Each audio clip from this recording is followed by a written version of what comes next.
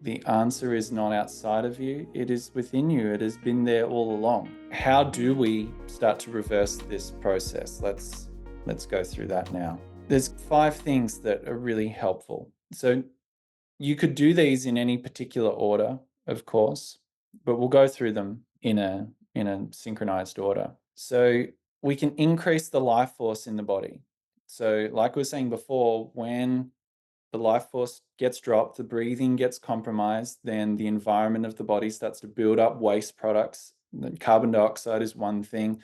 It's not just carbon dioxide, like then mucus can build up in the body, the lymphatic system gets stuck, all of that sort of thing. Like there's stagnation in the body.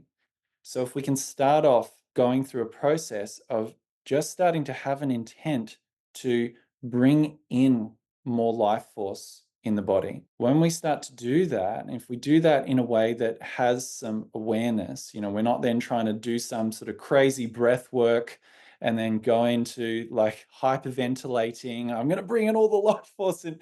That's the same thing that got us into this duck place in the first place. But Yeah.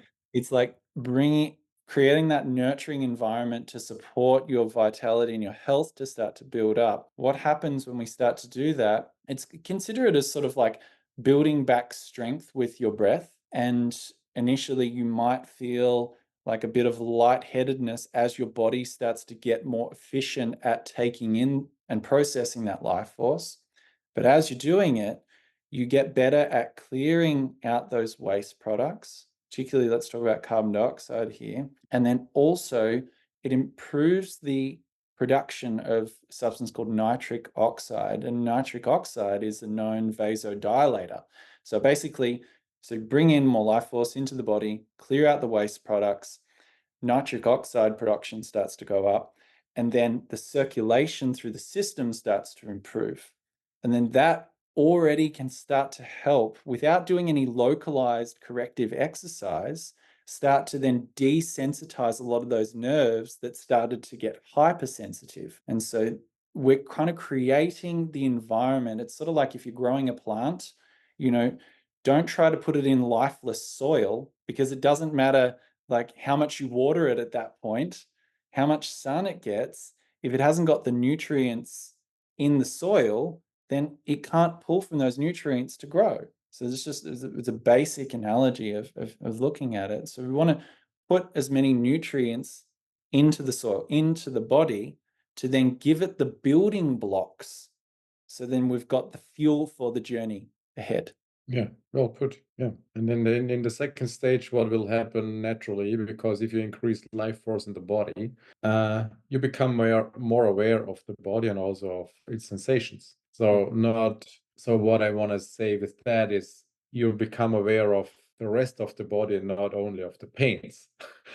And this is where you start reconnecting with your body and seeing, oh, the body is much more, and not only this pain and this pain and this pain and this problem. It's really a whole thing. And this is where we really start diving into the system and also in a way train our mind to be okay with all those sensations which are becoming more into our conscious awareness. Mm. And this can be a very humbling stage, and really gentle movement, really soft movements can be really also supportive on this stage to really reconnect and see, oh yeah, I can move this finger without pain, and I can move this joint in a range where it's not hurting.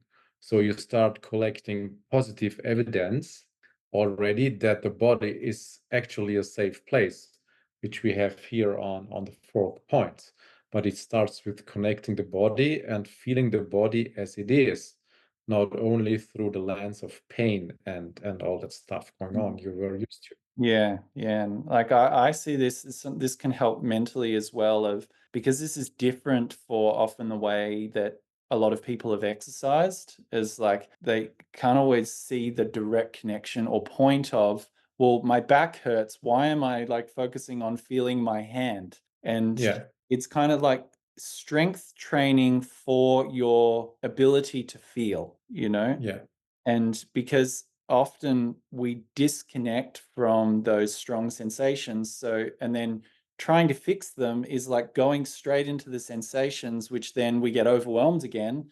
We haven't got the resources or the capacity to face it. So then it reinforces the negative pattern. So by starting to connect with areas that feel safe, it starts to then build our capacity to feel and starts to reaffirm, I can feel my body. And then we gradually kind of build up our level of resources to connect with those more challenging experiences. And so this is a really useful way. Initially, it does seem indirect, but there's a bigger picture on like start small with the areas that are safe and then build up. So then it essentially builds your confidence in your body, you know? Yeah. And so And in yourself that you can change things. yeah, yeah, which is a really important thing of like that underlying belief of like, I can face this. Yes.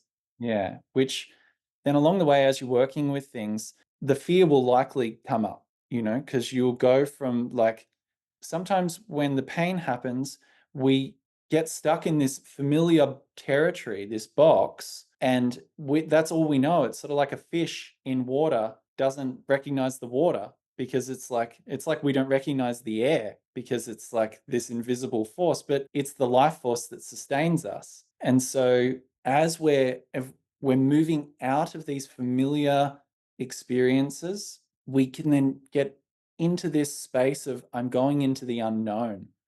And what I don't know doesn't always feel safe. So it can sometimes feel safer to stay stuck. So when the fears come up, you might then move into an area and like sense that pain coming on, and then the fear might rise up. All we need to do at that point is start to just see it, see any negative assumptions that we have. So then it might be like, I can't do this, my body's failed me. See, I told you so. Like, I'm always going to be in pain. And all of these things, you see it and go, oh, that's interesting. You know, it becomes like a real process of awareness where we don't need to then change it. We then start to continue to, as we go into the next point, like build new evidence. So it's like initially that fear might have been, my body is broken and I'm afraid to move it. Yeah. Because when I moved it, then that's when it aggravated the pain again. So then you start off establishing, well, I can move my hand as an example, and I can wake up the next day and everything's still okay. That starts to then build new evidence. My hand's safe. And then on and on and on, we map that experience of safety through the whole body. So then when sensations come up again that might be painful, it's like, oh, okay, I can handle these painful sensations. There is always an area of my body that I can connect with and work with rather than the whole thing. I am completely consumed by fear and the whole thing is unsafe. Yeah. And just going through the body and just move the arrows in the directions where they are feeling good and safe, as Penny mentioned. And Yeah. when you do this for a prolonged time, you have collected so much evidence that you find every time you connect with your body, there are areas which feel good and safe. In this phase, you really start to be connected with your body all the time. And then tension and all these negative assumptions can less add up because your degree of awareness is just more you're more aware and you see what's happening and not always going away and coming back and all the stuff added up. You're just watching it, adding it up, and this is where the safety even more starts to increasing because you can see, oh yeah, I can manage this and make different choices Mm, and support the body in relieving all those things mm. which unconsciously get stuck. Yeah, initially, if I just reflect on my own journey for a second, initially you will likely feel more Yeah, and like those things will come to the surface. And what it brings us into, this is what really helped me, is I started to see how I am co-creating those experiences. You know, rather than feeling victimized by all of this is happening to me and my body is against me, I started to see, oh, as I'm like working with different things, oh, okay, like I can do stuff and my body starts to follow what I'm doing. I can, and like one really big thing was like I can I can be in this tension. Like this happened a lot when I was practicing standing meditation. I still practice of like, okay, I'm feeling this tension. Let's say my arms are in this position and like all the tension is rising up and building up in my shoulders and I don't know what to do with it. And then I'm like, I practice facing this tension and I keep breathing. And then just a little bit, I then start to feel, oh, I'm creating this tension because I'm reacting to the tension itself of like, I don't want to feel tension, so I tense up more. And then I start to see, what if I could just like relax that tension a little bit? It's like it's a very powerful experience when you let those experiences come up as you're ready, and then you start to go through a conscious process of, I can relax in the face of challenging things. And once that starts to happen more and more, it's a very beautiful process where you then say, oh, I can go through pain. I see that pain is an important signal that's letting me know that something's happening. And I can see that happening and I see its usefulness. I see that it's not an enemy. I see that I can work with it and I see that like it's there to help me because like I sometimes say this when I work with people, it's like you say that you want to become pain free, but you don't really want that. And they're like, no, what do you mean? That's all I want. And I was like, all right, well, picture it this way. I took away all of your pain. You felt nothing. And then tomorrow you're having a conversation with a friend and your hands there and you don't even realize it's on the stove. And then you start to smell, what's that smell? Are we cooking steak? And it's your hand on fire. Pretty quickly, then you're gonna be wishing that you felt pain so it didn't get to that point. And Yeah. so we then start to realize, oh, actually, pain is a wonderful signal that I can continue to work with. And I don't need to run from it. I can face it gradually. And that's actually very empowering because pain is an important mechanism that supports us to navigate through life. And what we're establishing is a renewed relationship with not only pain, but this experience of having a body. Because it's we're going to go through uncomfortable things no matter who we are, no matter what stage of our life. What is our capacity to face them? And then do those things get built up that we carry as a load and a burden on the system? It doesn't have to happen. We can gradually break that and build resilience and have a more relaxed experience in the body, which then encourages us to keep moving more as we age and keep building our capacity for movement, building our capacity to work with all of the rich experiences that come with having a body. Yeah, and in a way, this is also really connecting with what you just said. The experience of pain is will always be there, just in building capacity on all levels. It starts here on this slide on the first point. If you start increasing life force in the body, it will not always be in a way a joyful experience. So there's always some pain happening, and it's not about no pain, no gain. It's just about when you physiologically starts to change, you will feel that. Mm, And this is not always comfortable. When you look at babies, when the teeth start to grow and when they get bigger, there are always some hurtful things happening because the body is changing.